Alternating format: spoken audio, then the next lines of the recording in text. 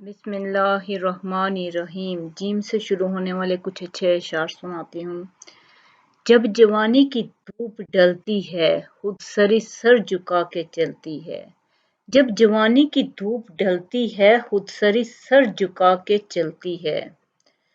جبیں کج کلاہی خاک پر ہم بھی دیکھیں گے، تمہیں بھی دیکھنا ہوگا یہ عالم ہم بھی دیکھیں گے۔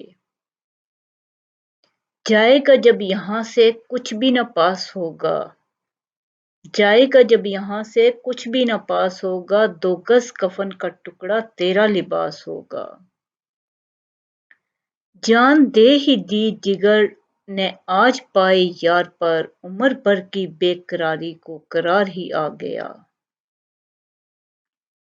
جچتا نہیں نظروں میں یا حالت سلطانی، جچتا نہیں نظروں میں یا حالت سلطانی، کملی میں مگن اپنی رہتا ہے گدا تیرا، کملی میں مگن اپنی رہتا ہے گدا تیرا۔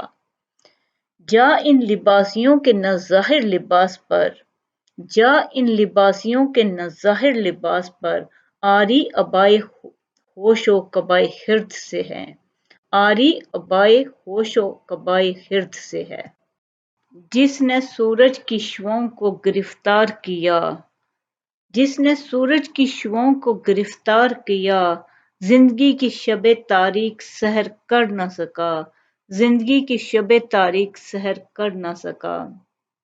اس شعر میں شاعر کہتا ہے کہ جس نے سورج کی شعاعوں کو گرفتار کیا، مطلب یہ ہے کہ جو دوسروں کو روشنی دینے والا تھا، جو روشنی کا منبع تھا، وہ دوسروں کو روشنی تقسیم کرنے والا تھا، وہ اپنی زندگی کی شب تاریک، اپنی زندگی کے اندھیرے کو کیوں دور نہیں کر سکا تھا؟ اس کی کیا وجہ تھی کہ اس نے تو دوسروں کو دی تھی۔ حالانکہ یہ ہے کہ جو دوسروں کو روشنی دینے والا ہوتا ہے وہ تو خود روشنی میں ہوتا ہے، لیکن جب اس پہ خود مشکل وقت آیا تو حالات نے ایسا پلٹا کھایا کہ جب اس پہ مشکل وقت آیا اپنی زندگی کا، تاریک لمحے آئے، تو وہ ان کو روشن نہ کر سکا، ان کو سحر نہ کر سکا، ان مشکلات سے نکل نہ سکا اور اسی میں جان دے دی۔ جب توقع ہی اٹھ گئی غالب، کیوں کسی کا گلہ کرے کوئی، جب توقع ہی اٹھ گئی غالب، کیوں کسی کا گلہ کرے کوئی۔ اس میں مرزا غالب کہتے ہیں کہ انسان گلہ بھی وہی کرتا ہے، شکوہ بھی وہی کرتا ہے جس سے اس کو توقع ہوتی ہے، جس سے اس کی کوئی امید ہوتی ہے۔ جب کسی جگہ آپ کو کوئی امید نہیں رہتی، کوئی توقع نہیں رہتی کسی سے، تو آپ اس انسان سے گلہ شکوہ بھی نہیں کرتے ہو۔ تو کہہ رہے ہیں کہ جب میری توقع ہی اٹھ گئی ہے تو میں گلہ کیسے کر سکتا ہوں کسی سے، اور کسی سے گلہ کرنے کا مجھے فائدہ کیا ہے؟ کیونکہ گلہ اس وقت تک ہو سکتا ہے جب تک مجھے کسی سے کوئی امید ہوگی کہ وہ میرے لیے کچھ اچھا کرے گا، یا میرا اس سے کوئی رابطہ ہے، کوئی لنک ہے۔ تو جب کچھ بھی نہیں ہے اب میرا کسی سے، میں نے امیدیں ختم کر دی ہیں، میں نے توقعات لگانی ختم کر دی ہیں، تو میں اب گلہ کس سے کروں گا اور کیوں کروں گا؟ کیونکہ اب میرا کسی سے کوئی لنک نہیں ہے، کوئی رابطہ نہیں ہے، کوئی میری امید نہیں ہے کسی سے۔ جب ہم چمن میں آئے تو ہر گل ہوا اداس، پھولوں میں جان پڑ گئی جب تم چمن میں آئے۔ جب ہم چمن میں آئے تو ہر گل ہوا اداس، پھولوں میں جان پڑ گئی جب تم چمن میں آئے۔ اس شعر میں شاعر کہتا ہے کہ چمن کیا ہوتا ہے؟ باغ، کہ جب ہم باغ میں آئے تو ہر گل یعنی ہر پھول اداس ہو گیا، کیونکہ وہ ہمیں دیکھنا نہیں چاہ رہا تھا، وہ اس کو کسی اور کی خواہش تھی دیکھنے کی۔ دیکھیں ہمیشہ ایسا ہوتا ہے کہ ایک انسان کسی کا انتظار کر رہا ہو تو اس کی بجائے کوئی اور آ جائے تو وہ اداس ہو جاتا ہے، وہ اس کے چہرے پہ وہ خوشی نہیں ہوتی۔ تو پھولوں میں جان پڑ گئی جب تم چمن میں آئے، کہ پھول مسکرا اٹھے، پھول جس کی خواہش کر رہے تھے جب وہ تم تھے، کہ تمہارے آنے سے پھولوں میں جان پڑ گئی تھی، پھول خوش ہو گئے، چمن خوشی سے چہک اٹھا تھا۔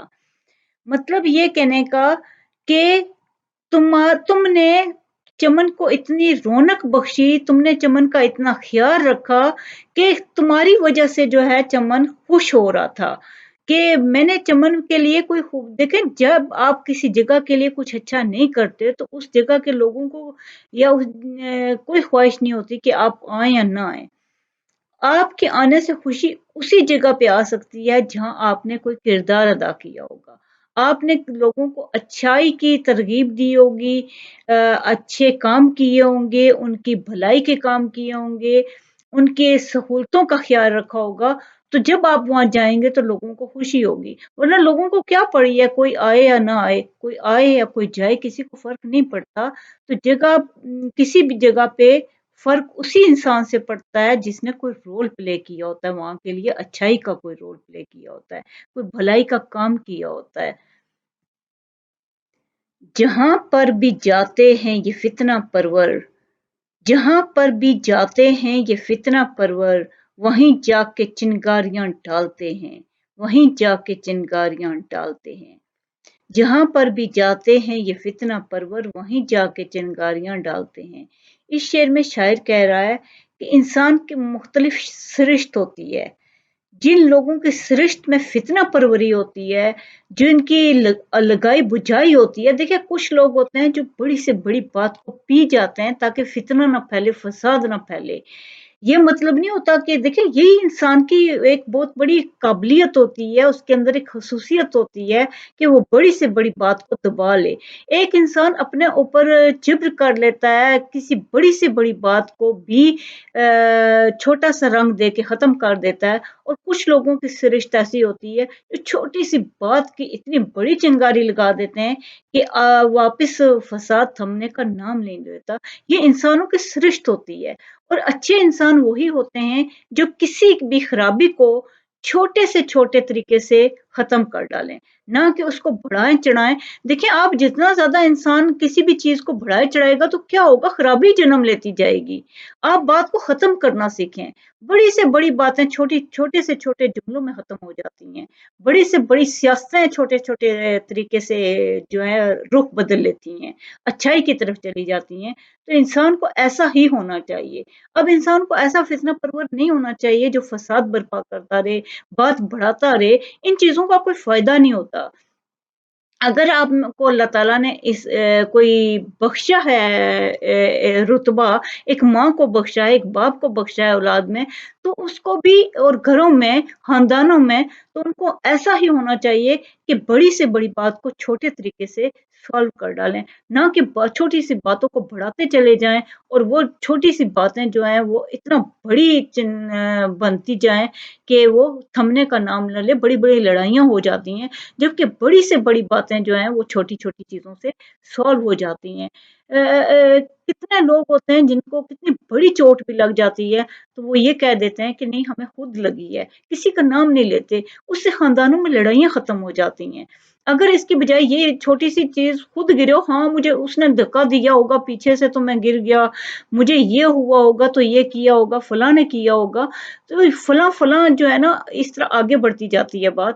تو اس سے بہتر ہوتا ہے کہ بات کو مٹا دیا جائے. کون نہیں، ایسا تو کچھ ہوا ہی نہیں ہے، کچھ بھی نہیں ہوا، آپ ظاہر نہیں کریں گے. اور بہت سے لوگ اتنے بڑے بڑے سیاستدان بھی دیکھیں، گاندھی جی تھے، کتنی بڑی باتوں کو اگنور کر کے آگے ہو جایا کرتے تھے کہ کچھ نہیں ہوا.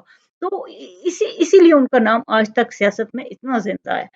تو جو لوگ اچھے ہوتے ہیں وہ بات مٹانا چاہتے ہیں، وہ فتنے کو ختم کرنا چاہتے ہیں، وہ بڑی سے بڑی رنجشوں کو چھوٹی چھوٹی باتوں کا نام دے کے سائڈ پہ کر دیتے ہیں. اور یہی طریقہ ہوتا ہے جہاں پر بھی جاتے ہیں یہ فتنہ پرور، وہیں جا کے چنگاریاں ڈالتے ہیں. انسان کو ایسا نہیں ہونا چاہیے. جائے گا جب یہاں سے کچھ بھی نہ پاس ہوگا، 2 گز کفن کا ٹکڑا تیرا لباس ہوگا. جائے گا جب یہاں سے کچھ بھی نہ پاس ہوگا، 2 گز کفن کا ٹکڑا تیرا لباس ہوگا. اس شعر میں شاعر کہتا ہے کہ جب تم اس دنیا سے جاؤ گے تو پاس کچھ بھی نہیں ہوتا انسان کے. ہر انسان اس دنیا سے خالی ہاتھ جاتا ہے. یہاں تک کہ جس کو سکندر اعظم کہا جاتا ہے، فاتح پوری دنیا کا سب سے بڑا، وہ جب یہاں سے دنیا سے رخصت ہوا تھا تو اس نے کہا تھا کہ میرے دونوں ہاتھ کفن سے باہر نکال دینا تاکہ دنیا کو یہ پتا چل سکے کہ میں اس دنیا سے کچھ بھی نہیں لے کے جا رہا.